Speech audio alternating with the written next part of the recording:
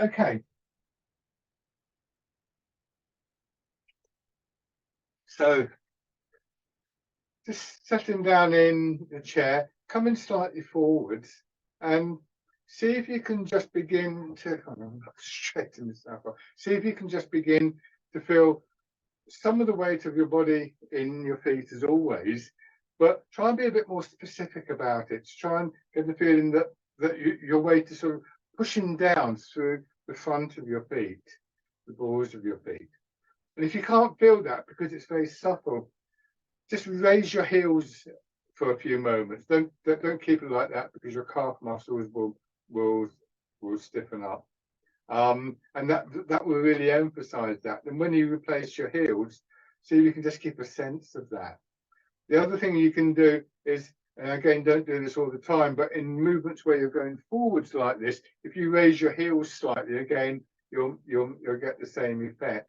I'll go a bit more into that when we get to the standing, because it's not so significant when you're in the chair, but it becomes quite important for our posture when we come to stand.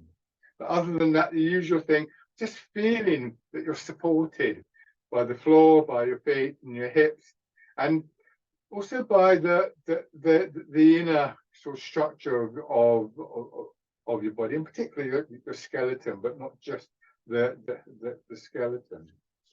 And then rubbing your hands together and tapping over your face.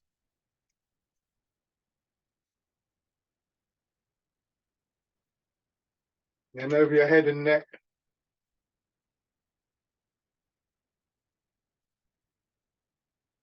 Shoulder and arm.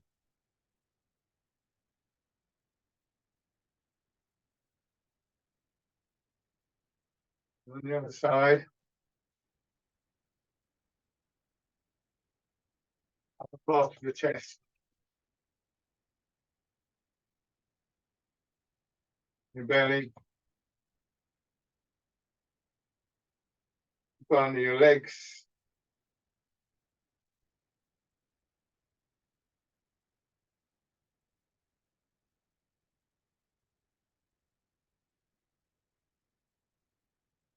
And feet out and sitting back, and just reminding yourself really in this posture of what it's like when you do completely sort of let go, when you get that quality that is encapsulated in the Chinese term sung, and just trying to sink into the chair and paying attention to those areas directly in contact with the chair in the first instance, and noticing any change in your body as you do.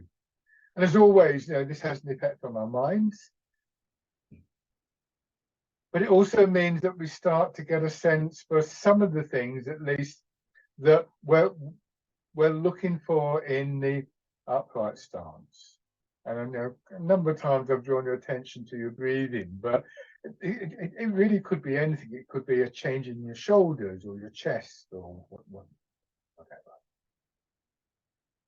Let's take a couple of slow, gentle breaths. The other thing to notice, I think, is that although parts of your body will be responding, other parts you'll still be holding tight. We often have areas that are habitually held tightly. And there may be good reason for that, but some of those reasons may be sort of historical. Maybe you had an injury 20 years ago or something like that, and we just get into the habit of protecting that. We want to gradually and gently, don't force these things, just sort of let that tension dissolve away a little bit. So when we come back up to the upright stance, there's two angles we can approach this one, probably more than two, but we'll stick to two at the moment. One is the technical side. This is where my weight is in my feet, this is where my shoulders are, the mechanics, if you like, of the postures and the movements. The other is that more sense of this is how I want it to feel, the intuitive side, and both of those can guide your intent. And when I talk about these things, I generally focus on one thing or another. But remember, the ultimate aim is to bring them all together.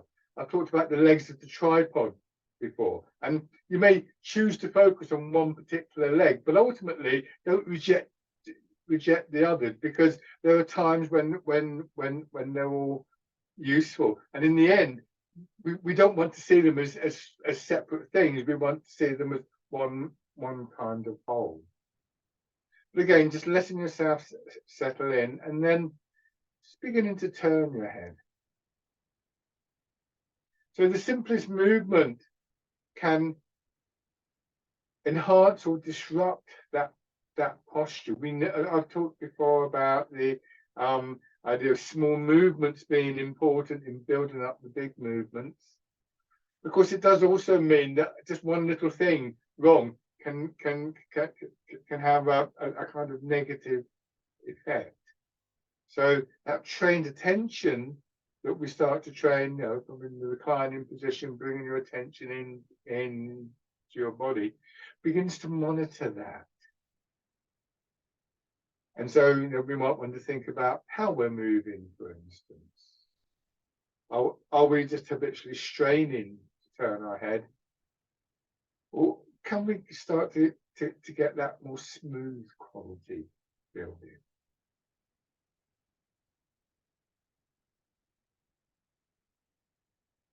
Hands on the shoulders and in front of your shoulders, pushing around. And one of the effects of tightness and stiffness in our body seems to be that it provides a barrier for this sense of the whole body moving as one unit. So tightness in your back will stop you feeling something which is quite interesting, that I find now that I'm automatically sort of pressing down a little bit through my feet and my hips to get that sense of a push up, feeling the expansion in sides and back and so on. And that's not really something I decided to do, but something that I noticed that I was doing. Going forwards.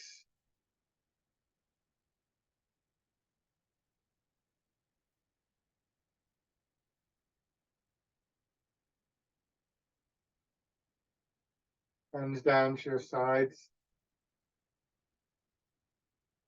Rotating your arms.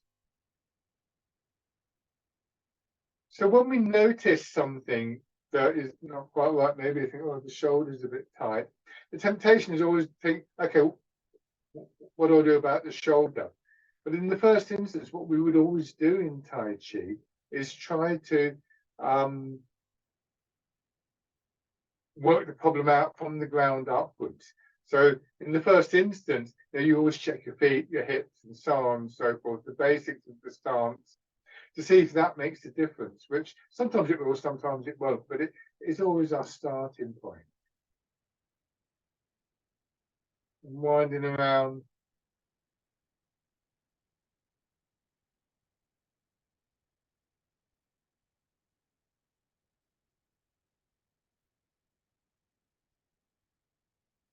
Back the other way.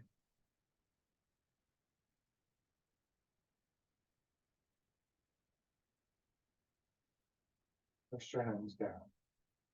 Looking forwards and backwards on the bones at the base of the pelvis. And remember, every now and then, and not every time, just feel what it's like to just gently raise your heels.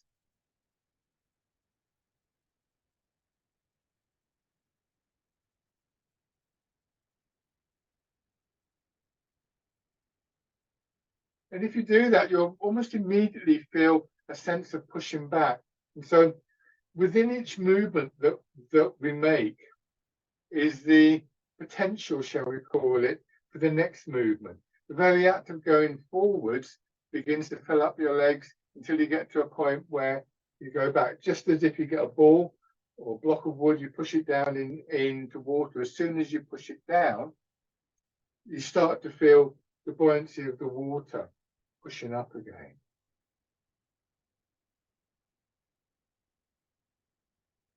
Turn slightly.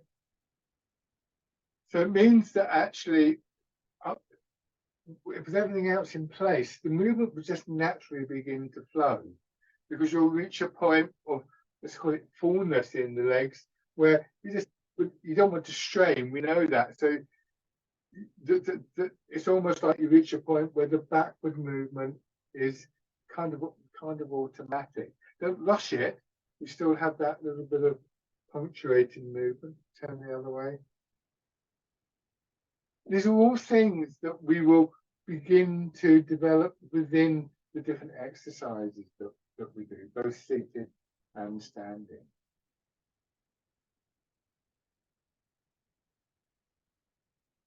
So this isn't just a preparation for our body to loosen the joints and so on. Important though that is going around now, but for our awareness and our intent, and to sort of bring to the surface key things that we want in place. It's almost like you're going away and you're packing your bags, sort of thing, and thinking about what are the essentials that you need. And back the other way.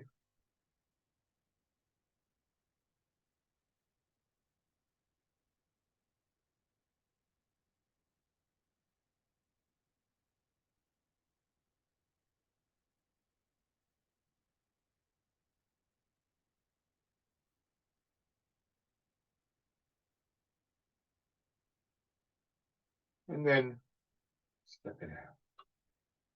Remember, you want to place the whole foot down on the ground and just a gentle pressure downwards. Feel a hard push. Try on the other side. And that improves your contact with the ground.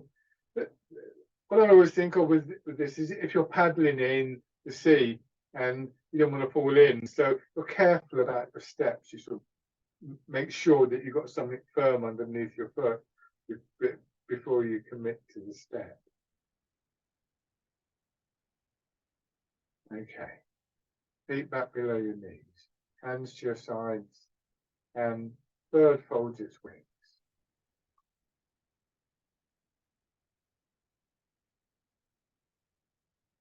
Again, if you find it useful, every now and then just that little lift of the heels, doesn't have to be that much, just so you can see me doing it. And from the side, when I do this, you can see foot comes up and then I get the pressure backwards. That kind of movement. But it is something that if you do too much, you'll find that the calf muscles begin to stiffen up. And obviously we don't want that to happen. It's a bit of a distraction.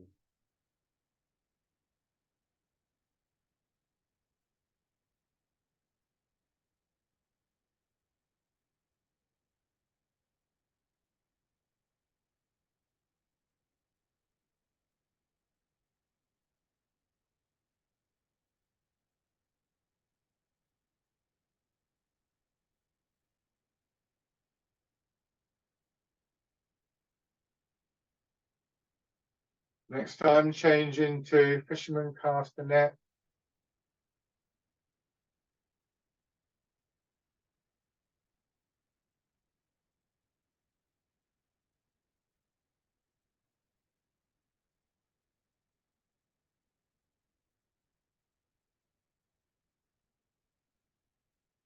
So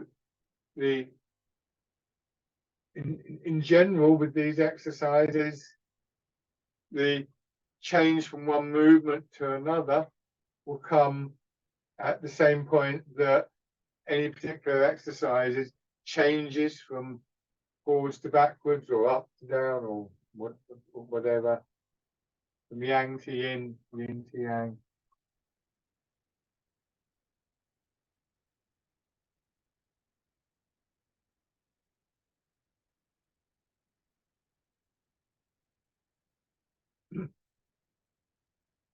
And as always, often the change is a very simple one. So the change from fisherman castanet to rolling the ball, I can only use one arm, remember, up against the chair. The change is very simple. It's about this angle here that's created between your arm and the side of your body. And if we just maintain that angle and come back, this is going to happen. And then the elbow drops. So this is the first stage. And through doing this, we're putting less effort into bringing our arms to that top position. And because of that, there's less tightness in our body. And once again, we begin to notice changes in our back, in the front of our body. I feel it like a kind of wave coming up. Something you will be more difficult to feel if you're just using your arms. So good posture, good movement, a good approach to movement helps us to get more of a sense of this internal movement, the flow of the energy.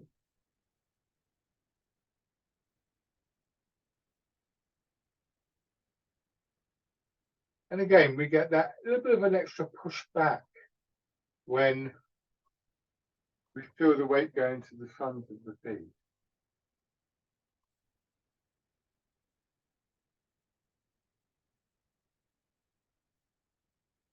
And then pigeon spreads its wings.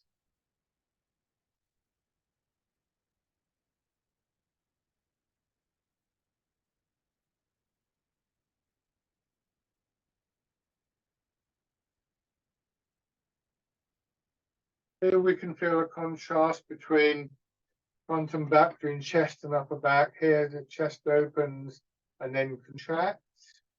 As it contracts, it draws your arms in, but also opens across the back between your shoulders. And then that contracts, reversing the whole movement. So the primary driver is going to be the transfer of your weight. Excuse me.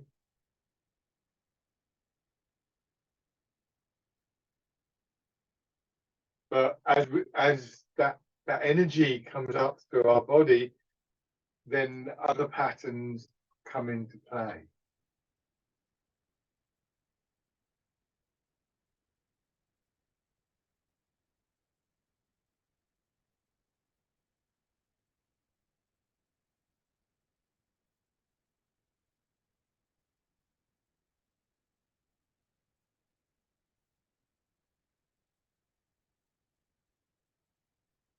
And then pushing wave.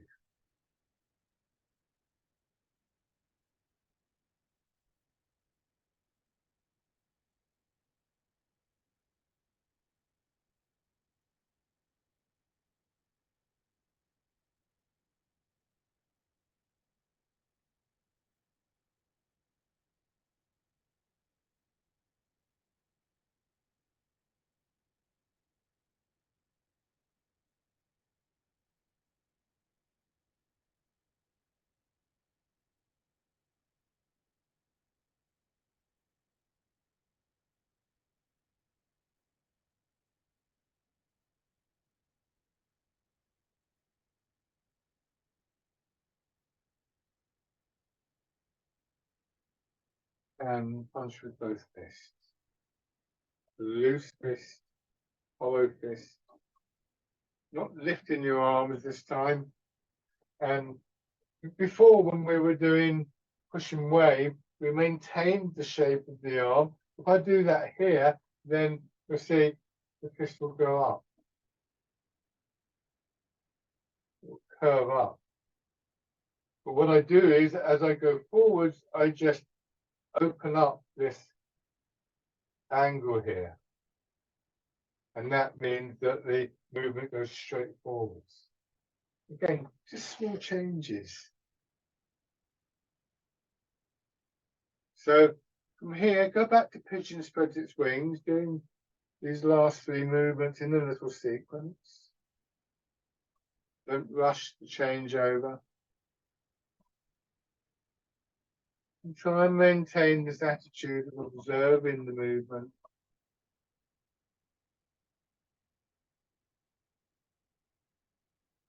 Observing the changes. Back to pigeon spreads its wings.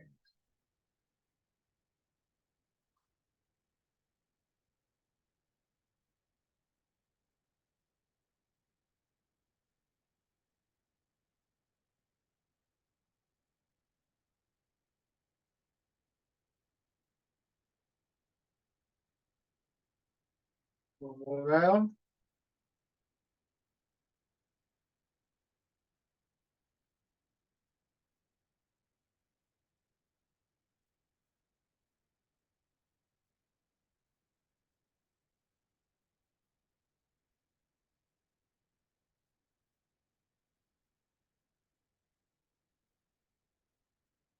And change.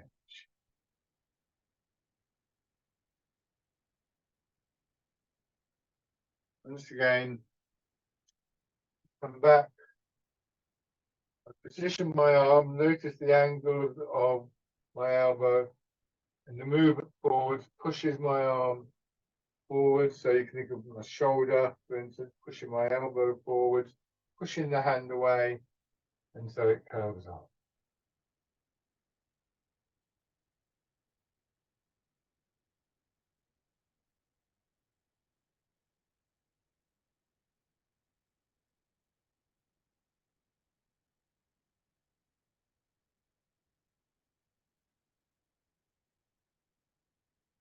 Polishing the table.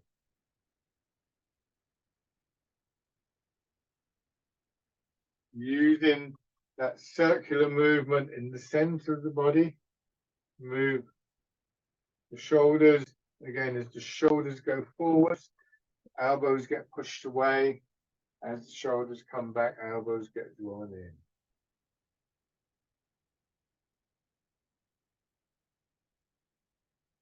So the actual action of your arms in this exercise is basically very similar to punch with both hands. For instance, I'll just show you to demonstrate this. If when I come back here, I fist my hands, then here I would be punching over there and then swinging around. My hands would be open normally in this exercise, but the point is that the significant difference between this and what happens in previous exercises is that the center of the body is turning, which redirects the movement in your arms and hands.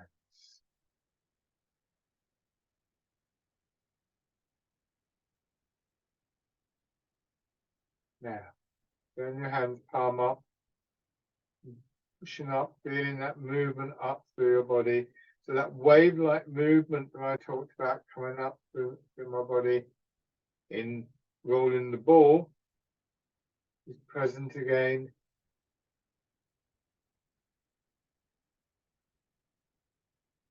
Pushing up, filling your upper body, and then draining away.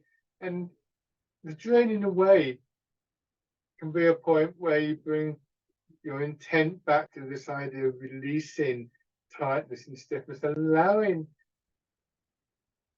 that blockage, as it were, to just drain downwards through your body.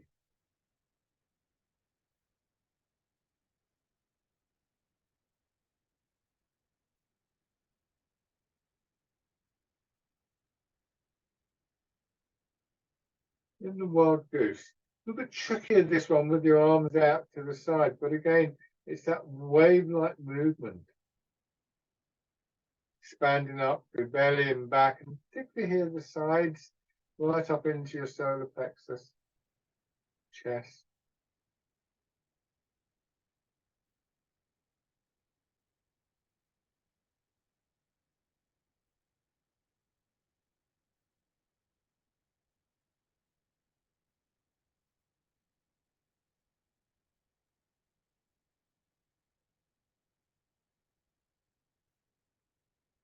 One more. Heart in the pelvis.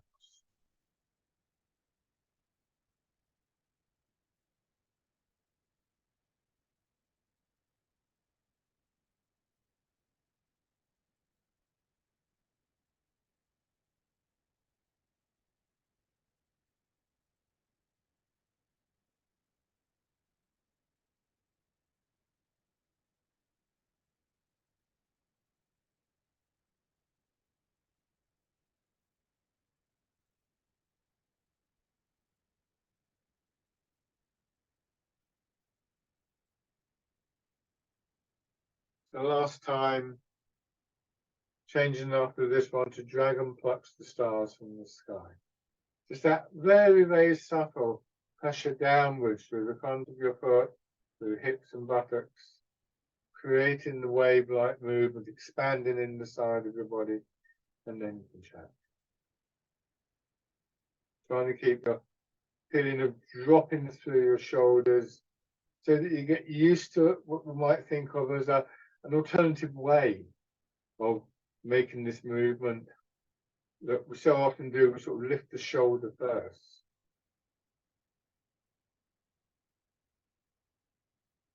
But the expansion will tend to push your elbow out, and then the elbow drops down.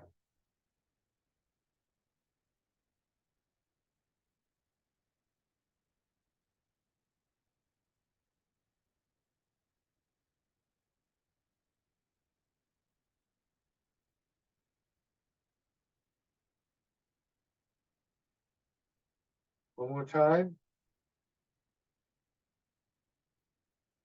And then push in two directions. Here, your back lengthening.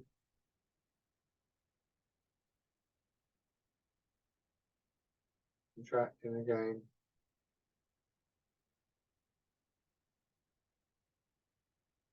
Push out sideways. So the basic mechanism is this sinking down and pushing up. And sort of laid over that as a kind of top layer of our intent is the actual exercise, the shape of the movement. And one of the reasons for the degree of repetition that we make in arts like this is so that the movement shapes become very, very familiar. We don't really have to, oh, what's he doing with his arm? Where do the hands go? And so on and so forth. That means our attention can sort of kind of push out a little bit, I suppose you could say. Now, scooping the sea and looking at the sky. Try not to think of your shoulders going up. Think of your hips going down, your shoulders going back.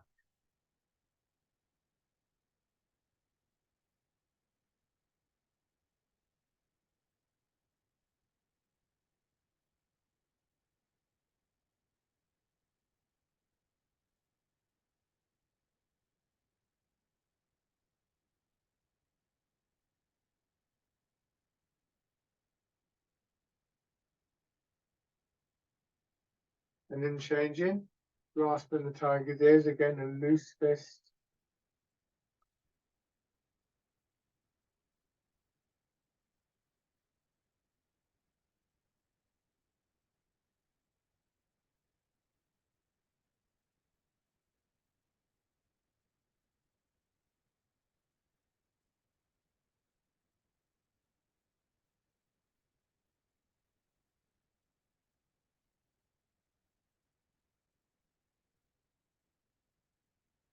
And then change to your other foot.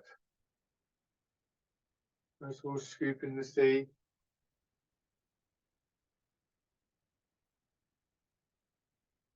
So again, I'm going to do this from the side. Really, in the first instance, what I do is I want to come back to this position here, and then just roll my shoulder, let my hand go back a little bit more. Now, what you could do, and if you feel comfortable with this, it's just kind of an addition rather than a kind of permanent change, is that as I go back, I could go back to about here. And if you look, there's not exactly a straight line, but certainly a line from my upper body down into my foot, and like a thread of elastic attached to the body.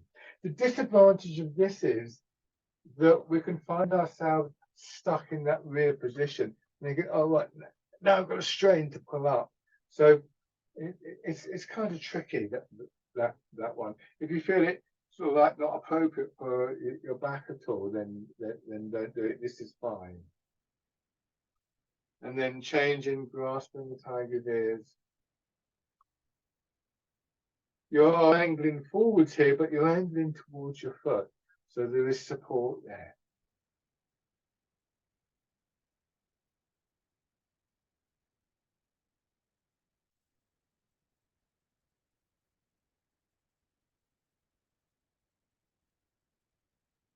Once more.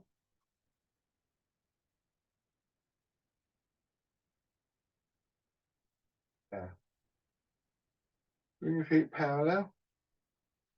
Sink back into your right hip. Part the wild horse's mane. Right hand on top, left hand underneath. When you go forwards into your left foot and you turn, top hand pushes down. And in this position, we have that same opening of the chest that I described a little bit earlier. And as I come back, the chest closes. The back opens. I move across and I turn. And in turning, I load the other side of the body to open up. Then I go forwards. Weight moves. Center turns. Chest opens. Coming back. Weight moves. Chest just contracts in. Back opens. Now the back contracts, and so on and so forth. It's almost like sitting beside a river, watching it flow past, and the different kind of pathways and shapes as the river as the water sort of bounces off the bank and goes around branches and things like that.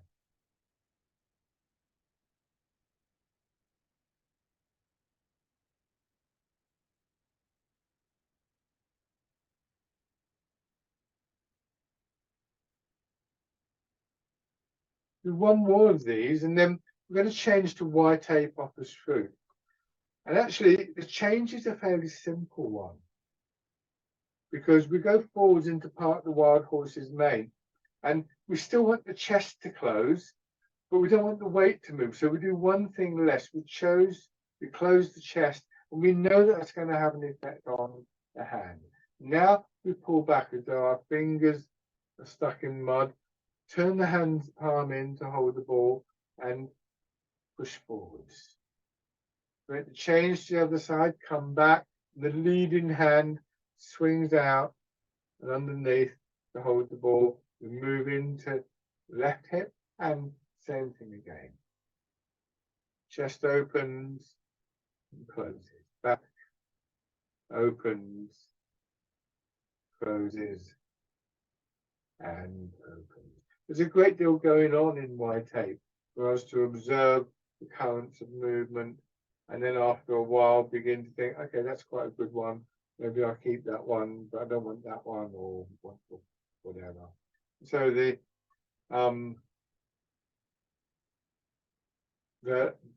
sort of process continues. And then start to just make it a little bit more precise, a little bit more accurate. The way it's going forwards into your right foot, chest closes, that brings your left hand across, and you drop your right elbow down, and they almost touch. Notice the angle of my fingers. And then I come back as though I'm pulling my fingers out of mud. I turn towards my right hand, I'm holding the ball or the fruit, and I push forwards. Same thing on the other side. Carrying the ball across to the right hip. Part the wild horse's mane, and then closing the chest.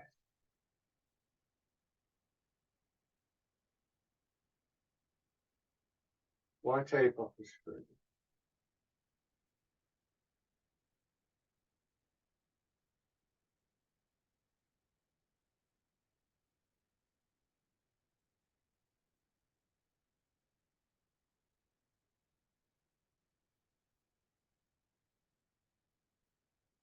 Good, and then just sit. Just again, rubbing your hands together.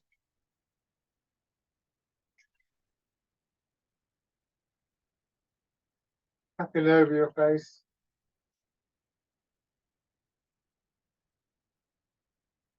Over your head and neck.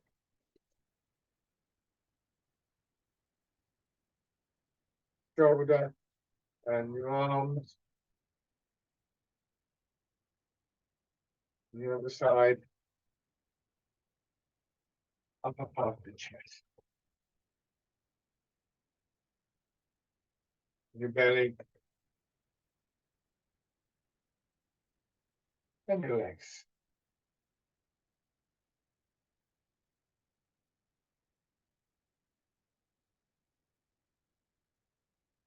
Pushing your heels up. And again, when you do this, you may feel your body rocking slightly. It shows the significance or part of the significance of the weight being in the balls of your feet.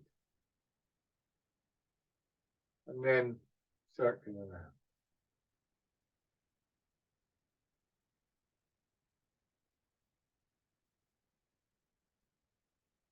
And back the other way.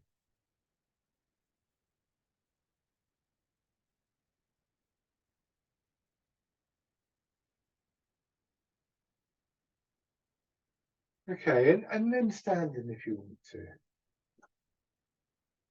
So going back for a few moments to this positioning of your weight, always bearing in mind that even though what I'm giving you is the sort of like correct theory, it might not be comfortable for you, but it's worth trying. Why do we do it? There's several reasons. So I'm going to exaggerate all this. I'll come forwards a little bit. When I go forwards like this, it encourages a correction from my body because I'm beginning to fall forwards. And the correction we look for is this. So it helps to initiate the rooting down. What maintains the weight forwards is the pelvis just gently tucking under. So that's perhaps the most important one in the sense that we're just that much more stable. If I have my weight back in my heels and I think, okay, I just drop my hips, suddenly I'm already beginning to be pulled backward because that starts and I immediately start to tighten up. Whereas when I'm here, it's not quite such a strong urge to do that. And that means that the pelvis has the freedom of movement to adjust. Something else that's going on there is to do with, if you like, energy. You know, I'm sure we've all seen it, haven't we? You know, the teenagers, something like that. You want to say, lift yourself up, you know, get some energy there. If you've been watching the athletic championships that are on at the moment, you don't see them about to start a race going, yeah, well, all right, then they'll be off in a minute. They're like this. There's a bit of energy there, and what this does, this posture here, and we'll take it to here. It just opens up the back a little bit, and of course, in our back lies one of the major, or several of the major meridians. It really helps with the sense of alertness and energy that we can bring to ourselves without having to strain. You know, if you're feeling tired and droopy, well, I'm going to hold myself up, and it's not going to happen. But if we can again, I'll exaggerate. If I do this and then this, because the hips are dropping down and I've got that slight lift through the back of the head, it's a very gentle lengthening of the spine. The exercise to sort of like work with this, and it's a really important exercise, is this one where we just rock the weight forwards and backwards. Again, I'll show you from the side, and again, I'm exaggerating because I'm just going to go too far forwards. But as our body swings from side to side, soften your knees and your hips. Don't pull your belly in or try not to tighten your back, and just observe how the pelvis does this. Imagine if I had a bucket and I held the bucket like that, and then I sort of pulled the handle over an angle, assuming nothing was causing the bucket to stick. The actual bucket wouldn't do this; it would stay level to the floor, and in a way, that action is something that your pelvis is doing. It's very subtle, very fine motor movements when we do this, and it's good to practice those so that we keep them active.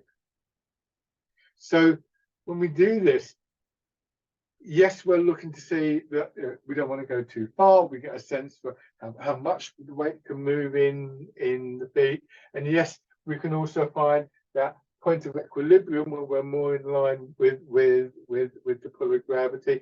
But we're also practicing this really crucial movement that is so easily lost. Find where your weight settles. So we know that we want it behind the ball of the foot eventually. That's the kind of ideal, but it might not be comfortable there. It's quite a significant adjustment. So just remind yourself that there is a place where you can begin to settle, and then just see if you can, if it's not there already, move it forward so you feel more of the weight in the soles of your feet. I would suggest about 70% of your weight in the front half of your feet, but that can vary. I'd say no more than 70%, perhaps, is the way of thinking of it. And that encourages the sinking down. And then we go a little bit further. Now your hips are going further back, but if you've got the softness around the center of the body, the space around the center of your body, your pelvis will just naturally make these little adjustments. And really, this is a key movement. In falls prevention programs, they put a lot of emphasis on the pelvic floor because it's a weakness in our pelvic floor can cause us to get quite kind of unstable. But it's not just about the strength of the pelvic floor. It's about the dexterity of it. These very fine motor movements and the nervous impulses associated with them need to be maintained. Bring your hands around in front of your belly, and again, do these as a little sequence. Do the expansion up through your body, and then down, change into the wild goose.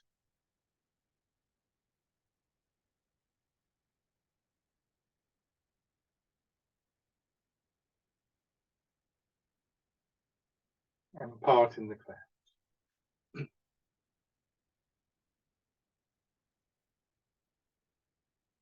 Back to rooting down.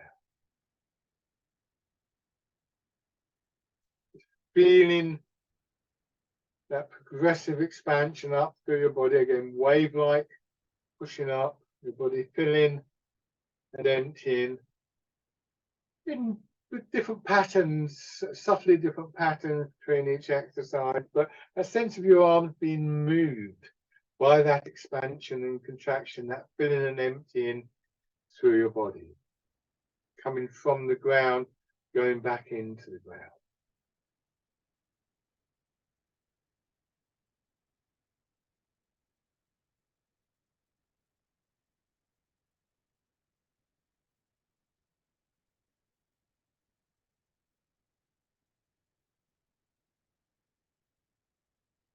And then just let your hands drop. Now, 1 foot forwards, get the correct stance, begin to transfer your weight. We're doing this on a flat surface, but even so, I can sometimes feel slight changes. You know, we don't get the precise line right, or maybe a knee's a bit stiff, maybe but it's constantly changing its angle. And one of the key things that helps to stabilize is, once again, this almost gyroscopic effect of our pelvis. And again, you know, the fine motor movements associated with it. It can be very noticeable if you were to do this on slightly uneven ground. Yesterday I was teaching on Parker's Piece in Cambridge, and we were on a slope, and it was really, really interesting because obviously then my body has to adjust to the change in the angle. And so both this exercise and the stepping that comes after it's worth practicing this on uneven ground if you can do so safely. raising your toes and your heel, turn the foot out. And again, in falls prevention programs, they have what they call wobble boards, constantly move. It's very challenging. And sometimes they'll arrange them so that they form a pathway. They've got a covering over and put a handrail beside and get people to walk along this ground that is constantly shifting, to practice and to develop these qualities, or to come back to, because we have them to start off with earlier in life, but they follow the rule of use it or lose it, but you can get it back. Stepping in.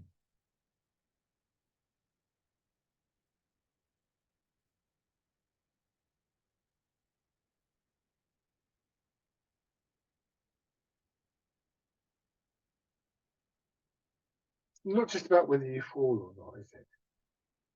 And I'm using that as an extreme example of what can happen and what is avoidable. Try this on the other side.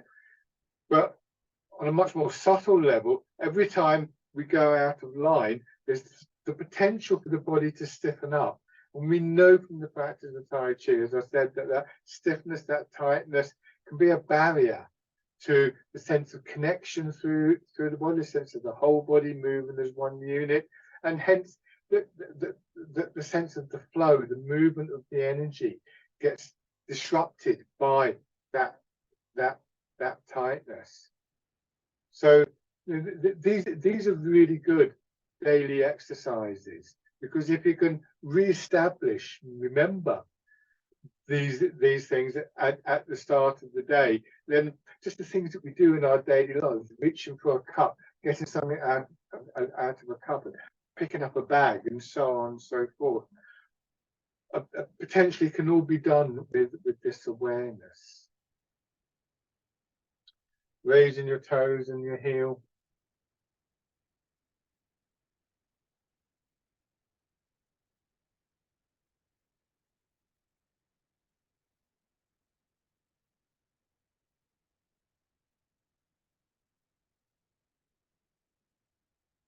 Stepping in.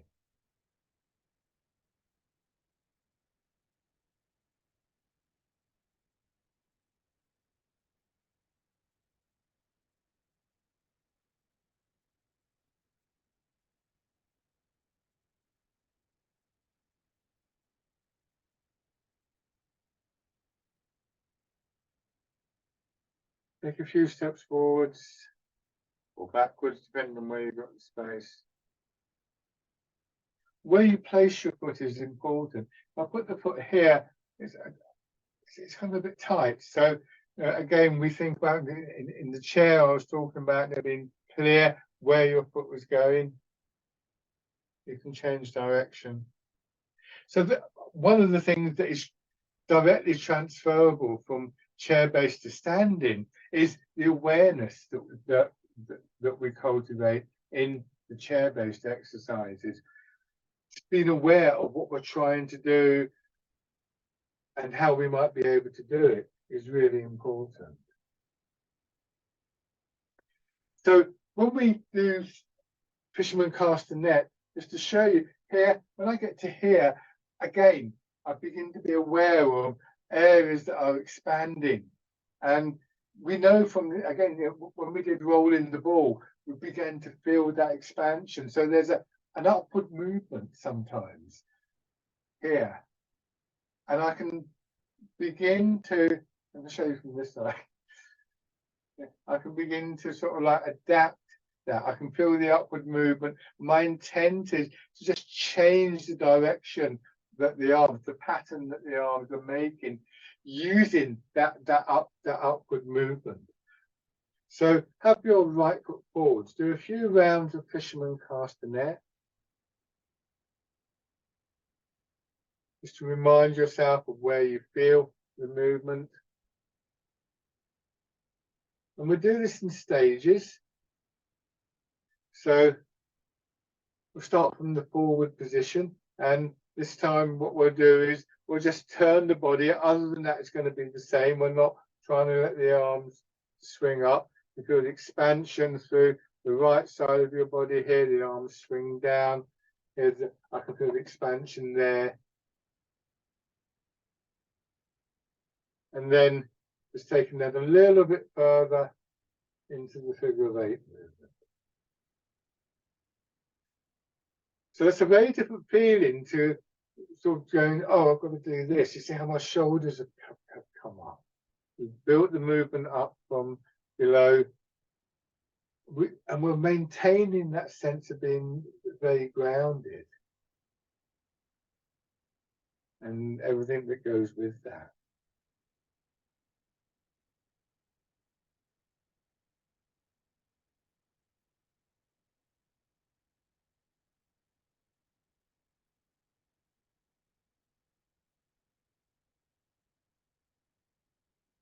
Time.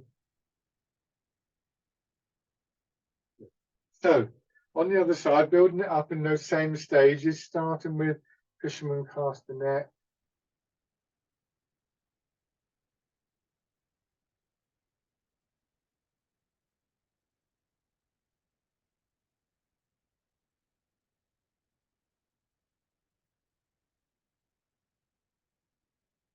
Maintaining the focus of your attention, observing the movements.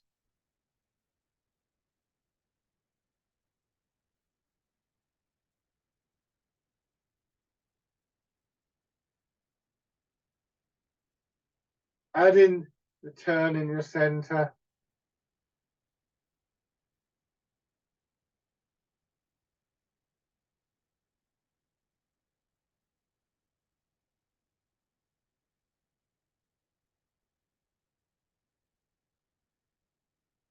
And then next time you go back, just building on that expansion.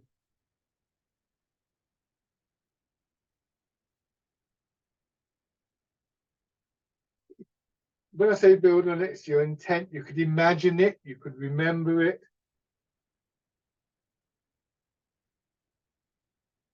Mind, body, energy coming together into one movement.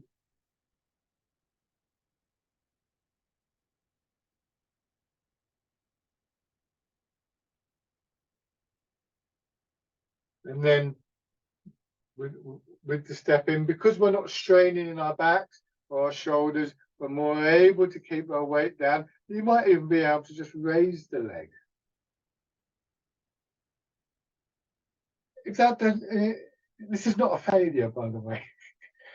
The same things are going on, because actually I could have the toes down. If my arms are out here, I'm still going to find myself in trouble or a bit unsteady.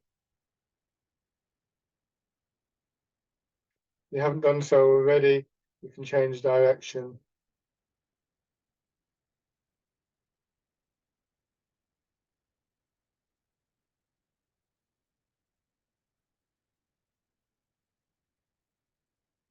As always, these things are built up slowly and they're not consistent.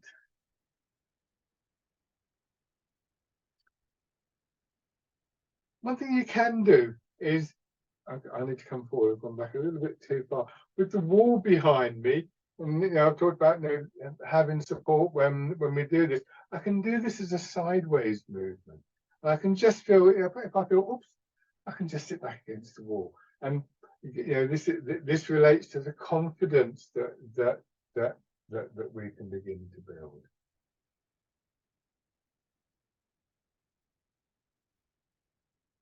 So there's all sorts of ways we can vary. It makes this a really interesting exercise, actually.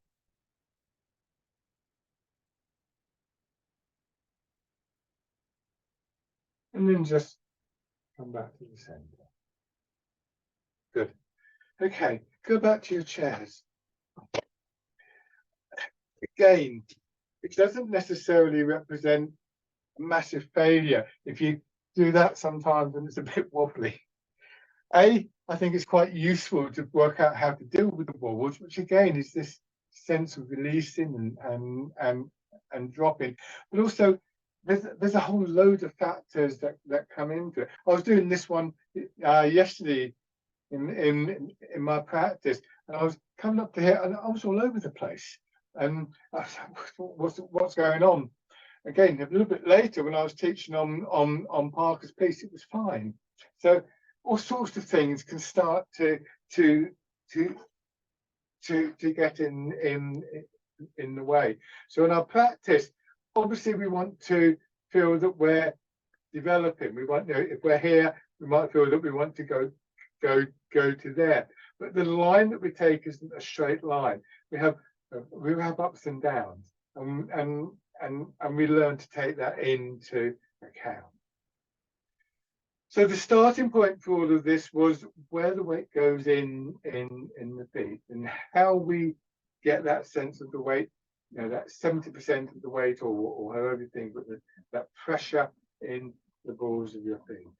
So embrace tiger, return to mountain. Excuse me. We push up, and then we're feeling the hips sinking, arms coming in, and just aware of that little bit of subtle weight in the balls of your feet. You could even sort of like, again, raise the heels slightly. Let the heels drop down as your hands come in. But then you sort of push the arms up by raising the heels.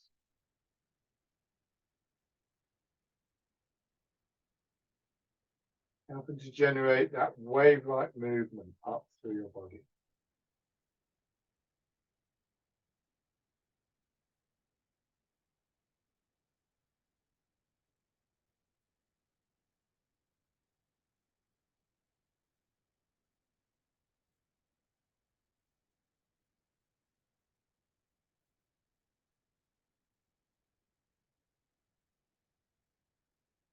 One more time.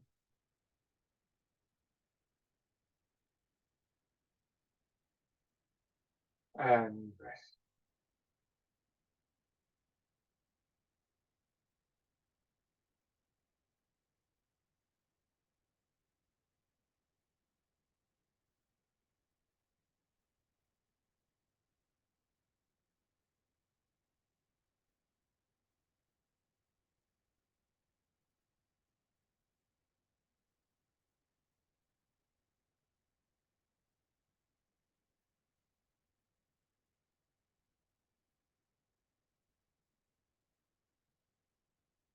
And just open your eyes.